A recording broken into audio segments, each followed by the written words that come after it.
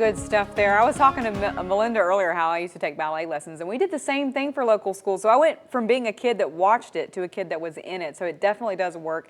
Definitely does make your interest peak. Let's talk about the weather. That's another one of my big interests, of course. Temperatures today were actually still mild despite all of the rain. Most of us were still above average in the 50s, if not the 60s for some. But this warmer weather is going to be exiting pretty quickly tonight. Cooler air starts to come in behind this cold front that's still moving through the area right now. Now, as the front's still coming through, we're still going to see some rain. This will go on for the next few hours. Now, we're not worried about any severe threat or any major flooding threat. Still be careful, though. We've had a lot of rain this month. I'm not going to rule out the soil being a little loose, perhaps some mudslides somewhere, a rock slide somewhere else. And poor drainage areas you've still got to watch. But overall, not like the threat we were seeing a couple of weeks ago. And this front's generally pretty quick moving.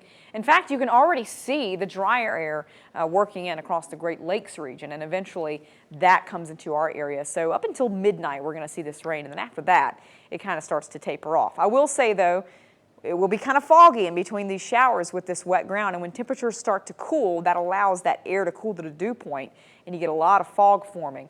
Where we've got these kind of white colors or white blobs, if you will, that's areas of dense fog or low visibility, so be careful out there. This is actually our Princeton Community Hospital camera overlooking Pipestem, and you really can't see anything in the background right now because that fog has become so dense right up at the lens. Temperatures right now still in the 40s and 50s, and winds at the moment are kind of variable on the lighter end. But as we head into tonight, they're going to shift. They're going to come out of the north and west, and that's going to bring the cooler but drier air in as we head into midweek. So again, overnight tonight for the next few hours, we can continue to see this rain, and then here comes that drier and colder air I was mentioning. By early tomorrow morning, we're pretty much done with the rain. Could see a stray rain or snow shower somewhere, but most will be drying out pretty quickly. It's going to be colder, though. We'll wake up with temperatures in the 30s. Could see some slick spots, not going to rule it out, but more sun into the afternoon.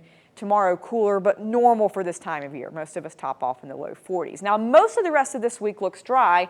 High pressure is the dominant influence. But if we look to our south, you can see this area of low pressure that starts to develop to our southeast, and eventually it starts to ride up the coastline. Now, this could come close enough to push a little moisture in our direction, but the models are in disagreement when we're looking at our forecast models. For instance, GFS, American model, putting a little snow up toward our area, but keeping the bulk of it to our south. The European model, for instance, actually calling it a complete miss with any type of snow. So we've still got some kinks to work out. I don't see a big snow either way, though. If we do see some flakes in our area, it doesn't look to add up to much. Kind of the same kind of thing or event we've been seeing for a while. And after that, we dry out pretty nicely as we head into the weekend, and we get warmer by Saturday and Sunday. So overall, not bad compared to the past couple of weeks. Not too bad. Looks good. Thank you very much. Nick's in next with sports. Stay with us.